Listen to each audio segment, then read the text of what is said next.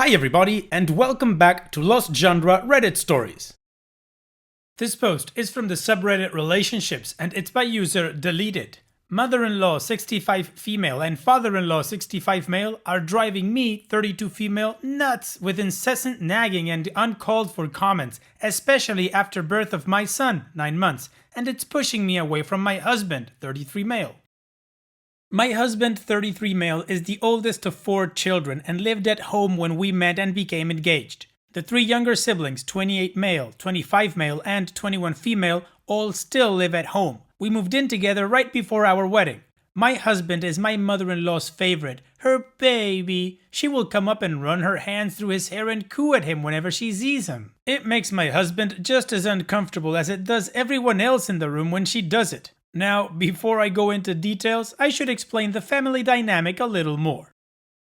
My husband's family comes from a relatively well-off town just outside of a major city. My father-in-law is very brash, opinionated, doesn't shy away from confrontation, and can be very rude because he is so blunt. Despite this, you can give him back whatever he gives to you. He welcomes your feedback about what he is saying. Most of the time, I don't have any problem firing back at him. My mother-in-law, on the other hand, is the complete opposite. She is very passive-aggressive and plays dumb. She will say things that are completely out of line, but in this sing-song voice while batting her eyes. When you call her out, she either acts like she doesn't know what you mean, is just trying to help, or completely ignores you. When she has a point that she wants to get across, she will repeat her thoughts over and over again until you have no choice but to tell her to shut up or just walk away from her. My husband is a cross between the two. When he is very adamant about something, he will tell me, but if he doesn't care or doesn't know, he will let me run the show. He deals with his parents in very different ways. With his dad, he almost never engages. He says it's because it's not worth it unless he really cares. And he basically just ignores his mother when she is on one of her rants. Most of the family ignores her until she blows up and starts cursing everyone out for taking advantage of her. It is really difficult to watch as his mom was the one that deserves most of the credit for raising all of them, although his dad takes most of the credit. During the wedding planning, my mother-in-law was kept at a distance because of the geographical distance. They lived 2.5 hours away from where I did and where the wedding was taking place. Despite the fact that we didn't include her in the planning, she found ways to assert herself. She would say things like, "You are going to want the church or limo or videographer," and would go on to explain we would want it because she had it and it was the best thing they ever did. Unfortunately, most of what she said we would want, we ended up with because we simply did not want to fight or cause an issue. This has created a real problem since the birth of our son. She has made me cry on multiple occasions because she feels the need to insist that what she believes to be right is the only way that we can raise our son. She told me I was selfish and doing my son a disservice if I didn't breastfeed him. She told my husband that I was selfish and going to harm our son because we moved him out of our room and into his crib, where he slept 10 hours straight at 2 months old. She refuses to acknowledge that I have had a role in raising her grandson and will say things like, "You are such a great dad, he wouldn't be doing this great without you," to my husband.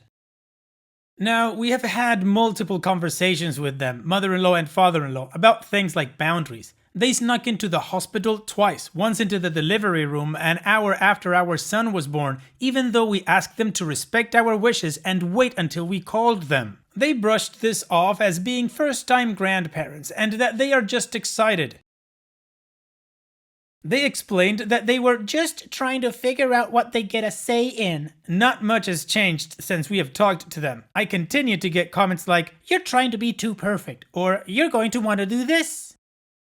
She tried to force my husband's christening suit on us even though we already had one that someone had purchased for us. She asked me if I wanted to use the bassinet that she had used with my husband, and when I responded with, "Thank you, but our house isn't big enough for all of these different things, so we chose a pack and play that has a bassinet in it," I made her cry. I didn't realize that this meant so much to her, as neither my husband nor I were ever told until we said no and she started complaining to everyone else in the family. We then got a phone call from my father-in-law chastising us and telling us that we were dashing her dreams about her grandchild.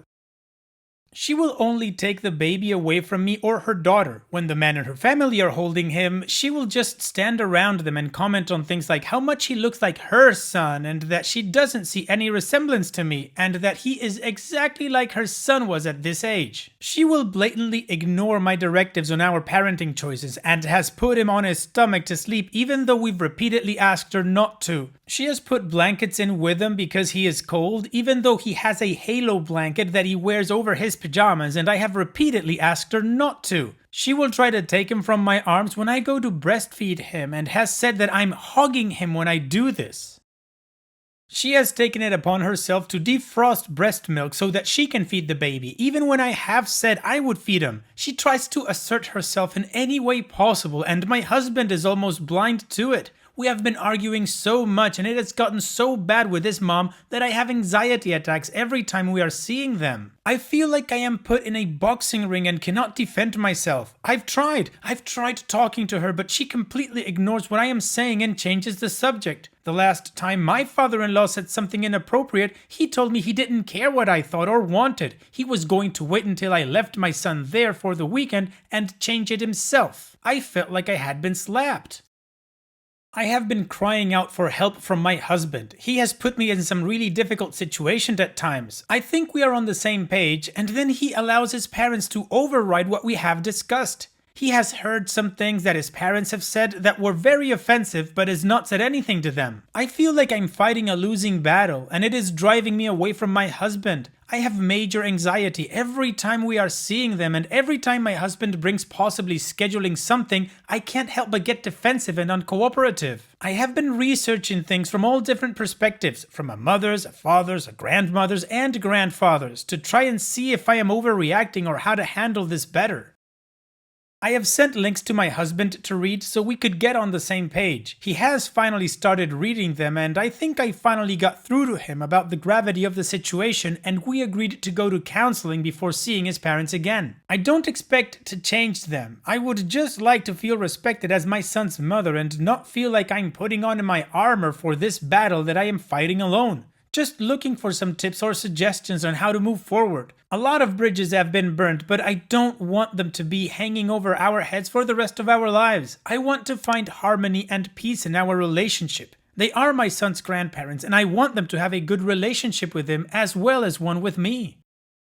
Yikes, OP, clear boundary issues here from your in-laws. Your father-in-law saying that he doesn't care what you think and he's just gonna change it when you leave him there? Yeah, good luck seeing your grandson anymore until you change your attitude. Grabbed my kid and left. What the F? It's a good thing that your husband and you are going to counseling. He definitely needs to open his eyes. Unfortunately, his mother has put him in a position where he's going to have to choose whether to be your husband and the father to your baby or be a mommy's boy.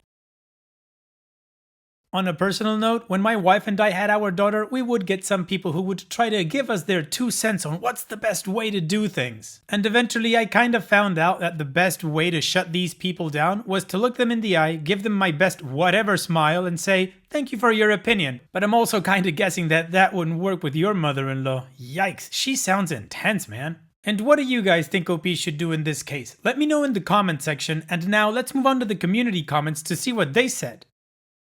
Ethel Fleta says, "You don't have just a mother-in-law problem, you really have a husband problem. Tell your husband that his mother is killing his marriage. He needs to join Team Wife before he loses his own family."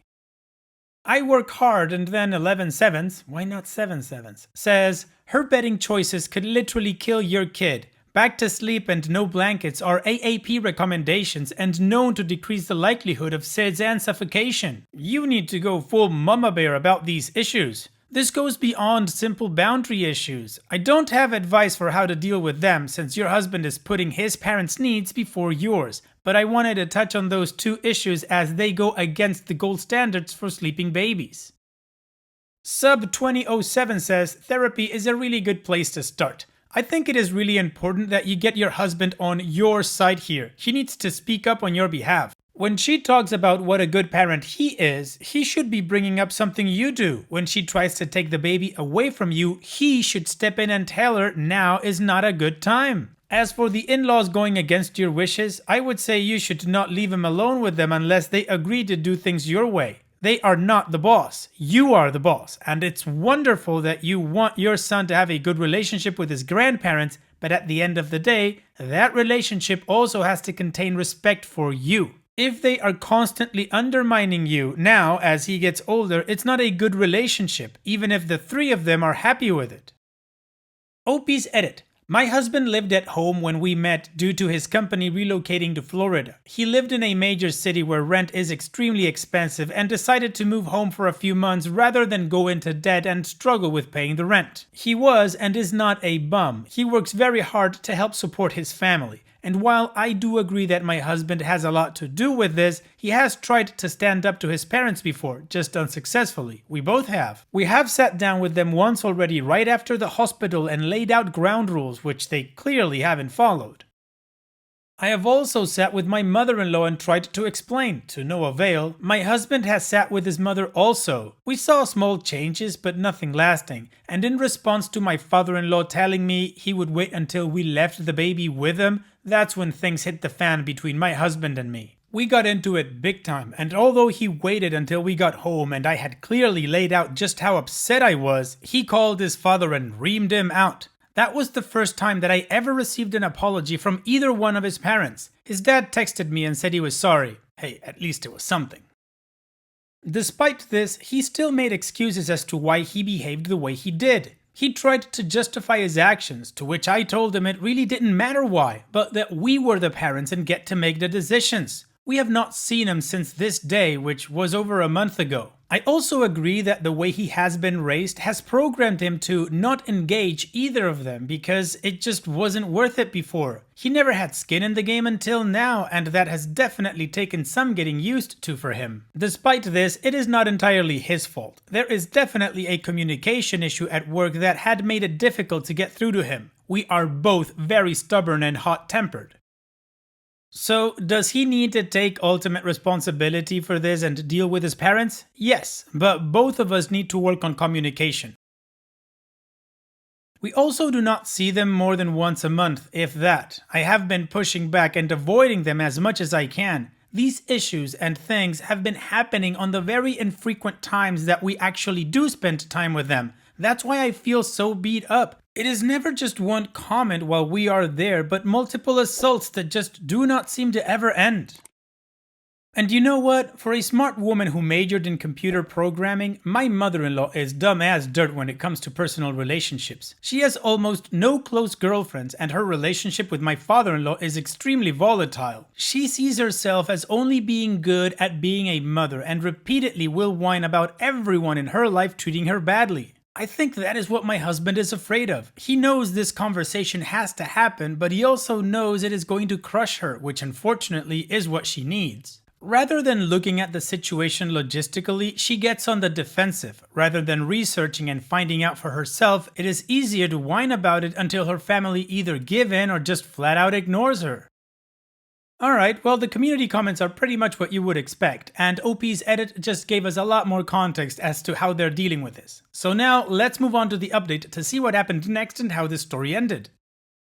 First, thank you so much for all the support and help. Never did I think a group of internet strangers would give me the strength I needed to help try and save my marriage as well as stand up for myself and my son. For whatever reason, despite typically being pushy, stubborn, and hot-headed, I had a hard time accepting that I was correct in feeling disrespected, and I sincerely appreciate the fact that you all were able to make me see that I had every right to feel that way. The support that I received has really opened my eyes to the fact that I have every right as my son's mother to tell his parents to stick it where the sun doesn't shine, that I don't need to be polite if they are not, and that ultimately, I don't need to please my in-laws and succumb to their every whim. I feel more confident now in my understanding that my mama bear instincts are there for a reason and shouldn't be ignored, and they won't be anymore. I will still try and talk to them politely, but have no problem getting nasty or walking out if need be. My husband and I have talked at length about this situation, and I feel like we have already started communicating better simply because I am able to get across my frustrations and feelings more accurately. We are still going to go to therapy and have agreed to wait until after we have had a couple of sessions under our belt before we even schedule anything with his parents again. and the first time we see them, we have decided to meet them alone, in a neutral place to lay everything on the table. I already feel much more optimistic and much less hopeless that we can get through this situation together. Unfortunately, I do not think his parents will ever change, but as long as we can set out some boundaries and consequences, and I know my husband has my back, I am willing to give them the benefit of the doubt that their driving love for their grandson will trump any issues they have with me and that they will eventually learn to behave. My husband and I have agreed to get up and leave if they continue to act the way they have been, though. My husband has also started to realize that a lot of this is his doing and how he reacted to the situations. He said to me last night that he finally understands the awkward power struggle he unintentionally put me in by giving in to his mother's whines and manipulation, and how his father should not be able to say the things he does without consequence. I obviously know that a lot more work has to be done, but just knowing that my husband is starting to open his eyes to the gravity of this situation and that our family is on the line if we can't figure this out together makes a lot of difference. So that's it for me. I'll go back to focusing on how my husband and I will come out much stronger together from all of this and how we'll put my in-laws in their place. Thank you all so much. Alright, OP.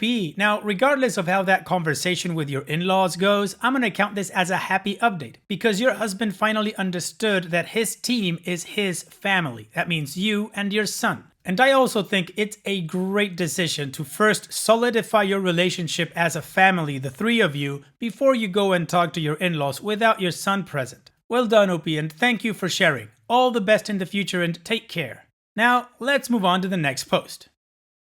This post is from the subreddit Malicious Compliance, and it's by user Who Screwed the Pooch? Forget everything about this place? A malicious compliance over a decade in the making. Many years ago, I worked for a little company where the CEO was a miser of the first order. We needed image hosting for a large client account, and CEO was unwilling to pay for maybe $2,000 to $3,000 in annual image hosting fees at the time, even though the company made millions off of the deal. Me, being an enterprising individual, I figured out a way to host the images on Flickr. I saved the login information in a physical notebook and kept informing them that this is a house of cards and we really need to switch to a professional service.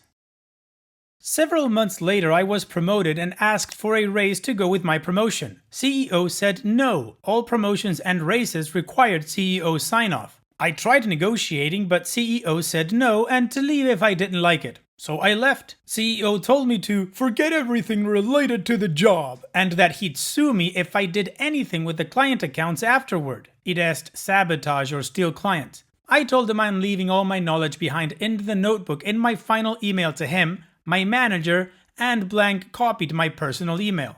In this email, a full inventory of what I left behind, invoices, contracts, etc., including this entry. Personal notebook, account notes and reference material, including image hosting logins for the Flickr account. Keep for reference. And that was it, until recently.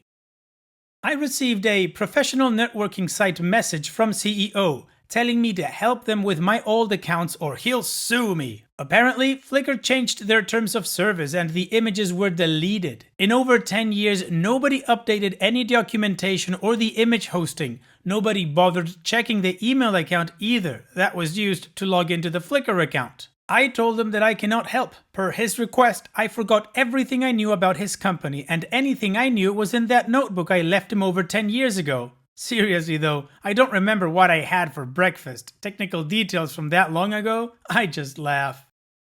Well, he wanted you to forget everything because, you could be potentially dangerous after you left. I guess the danger was himself. Thanks for sharing, OP.